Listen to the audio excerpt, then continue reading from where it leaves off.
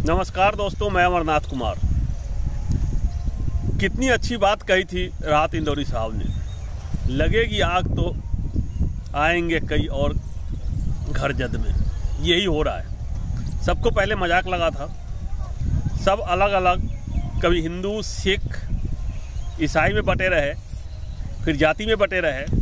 अब किसी को नहीं बख्शा जा रहा है। सबके साथ दमन की नीति अपनाई जा रही है। किसी को नहीं छोड़ा जा रहा है। न कोर्ट के आदेश का पालन हो रहा है। जो भी बोलेगा उसके घर के ऊपर बुलडोजर चला देंगे और किसी को भी नहीं छोड़ रहे हैं। हिंदू हो, मुस्लिम हो, सिख हो, ईसाई हो। मीडिया खूल के नंगा नाच कर रहे हैं। मीडिया वालों को देखो कैसे क्या कर रहे हैं। जैसे ही पता चला कि यह हिंदू है, वहां से निकल लिया, भाग लिया। ये देखिए कैसे भाग। बोलो। छोटे बच्चे अपने पैसे चुन रहे हैं, बुलडोजर चला दिया। कैसे मनेगा ईद, कैसे क्या करेंगे वो पता नहीं। और इसमें कोई हिंदू, कोई सिख, ईसाई नहीं है। मैं शुरू से कह रहा था, यह सिर्फ पैसे का खेल है। नाम क्या है? मेरा नाम रमन झा है। ये आपकी दुकान थी? हाँ जी, हाँ जी। ये तो आपको बिल्कुल चकनाचूर कर दिए जी। मुझे मौका भी नहीं दिया हटाने के लिए। मैं 3 बार आया हूँ सुबह से।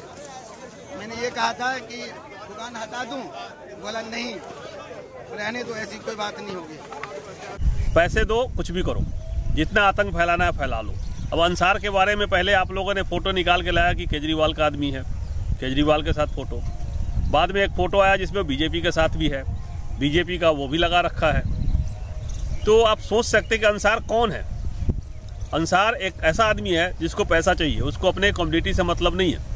तो उस तरह से हिंदू में भी है।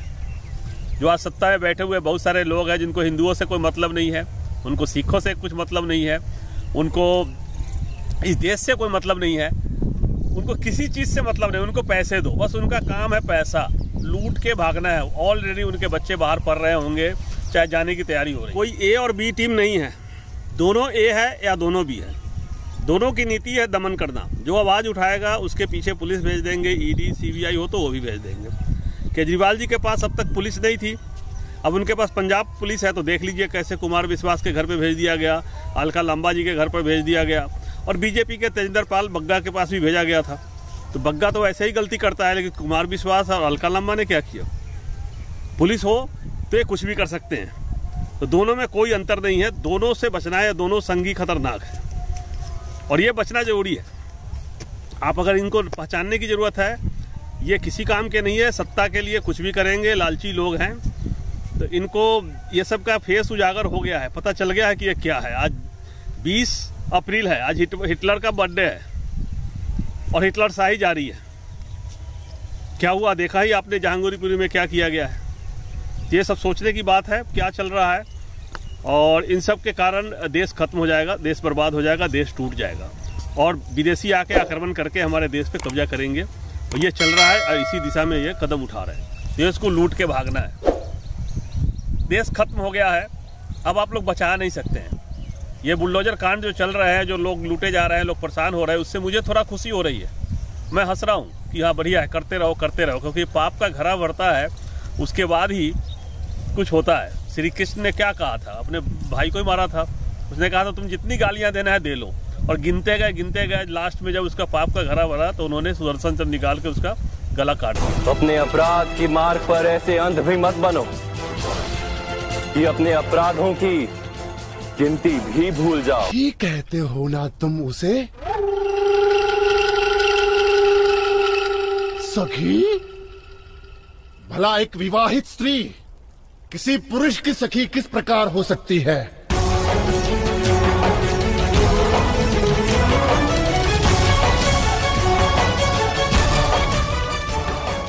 हम सब जानते हैं क्या संबंध है तुम्हारे और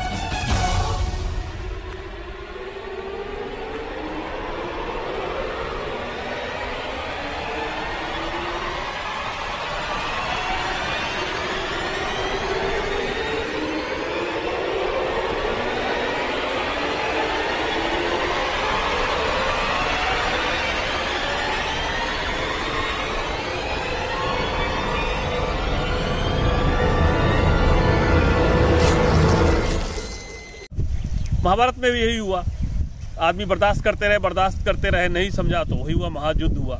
तो देश महायुद्ध की तरफ जा रहा है और इस बार आर या पार होगा, जो जैसा मुझे दिख रहा है। इस युद्ध में बहुत सारे पापियों का नाश होगा और शरीफ लोग ही मारे जाएंगे, जैसे महाभारत में हुआ था। दोनों तरफ के लोग मारे गए थे, अंत में कुछ लोग बच गए थे। यही दिख रहा है मुझे, महाभारत की तरफ ये देश जा रहा है। अब किसी तरह से नहीं रुकेगा, क्योंकि पावर उनके पास है, सत्ता का दुरुपयोग हो रहा है, रुकने का नाम नहीं ले रहा है। आप चाहे चुनाव कराएंगे, चुनाव में धांधली आप देख रहे हैं क्या हो रहा है। इलेक्शन कमीशन, मीडिया, पुलिस, प्रशासन सब तो मिला हुआ है। सेना में भी लोग अपने लोगों को भर रखा है। तो अब कहीं से आपको इसका दिख नहीं रहा है कि क्या होने वाला है। ये महायुद्ध की तरफ देश जा रहा है। आप लोग आपसी भाईचारा अभी से बना लो।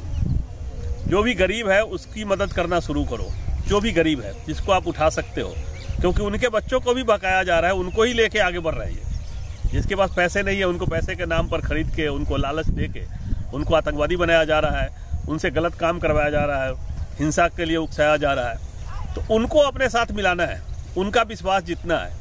और ये वही करेगा, देश जातिवादी बन के रह गया, आपको पता ही है। तो जो जितने भी जातिवादी नेता है, जो दलितों के नेता है, जो दलितों में 36 जातियों के जो नेता है, उनको चाहिए कि आगे आकर अपने लोगों को जागरूक करें और उनको बताएं कि तुम ये मत करो, तुम अपने हित के लिए देखो कि तुम्हारा आरक्षण खत्म कर दिया गया, तुम्हें नौकरी नहीं दी गई, तुम्हारे पढ़ने के लिए स्कूल नहीं है, कुछ भी तो नहीं है, तो कितने दिन तक तुम पैसे से और 5 किलो अनाज से काम चला रहोगे। उनको शिक्षा देना जरूरी है, उनको समझाना जरूरी है, जागरूक करना जरूरी है। मुस्लिम में 98% मुस्लिम जो है वो हमारे साथ है, एकजुट है। वो हमारे साथ मतलब वो एकजुट है, उसमें 1-2% बिकाऊ है तो वो करेंगे गलती।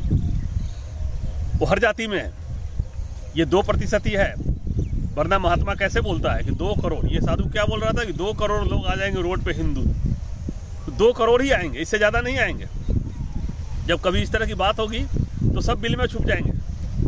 लड़ाई के समय ये लोग बच जाएंगे, लड़ेंगे उन कौन आपस में, यही जो गरीब लोग हैं। बचा लो, इस देश को बचा लो, सोच समझ के काम करो। एकता जरूरी है, भाईचारा जरूरी है। मुस्लिमों को साथ दो, हिंदुओं को साथ दो, सिखों को साथ दो, ईसाइयों को साथ दो। जो देश के लिए, जो देश को लूटने का काम कर रहा है उसका विरोध करना है। आपसी भाईचारा जरूरी है, साथ में रह के रहोगे तो सब कुछ ठीक होगा। वीडियो शेयर करें, चैनल सब्सक्राइब करें, बेल आइकन प्रेस करके रखें, जिससे आने वाले वीडियो का अपडेट मिलता रहे। जय हिंद, जय भारत।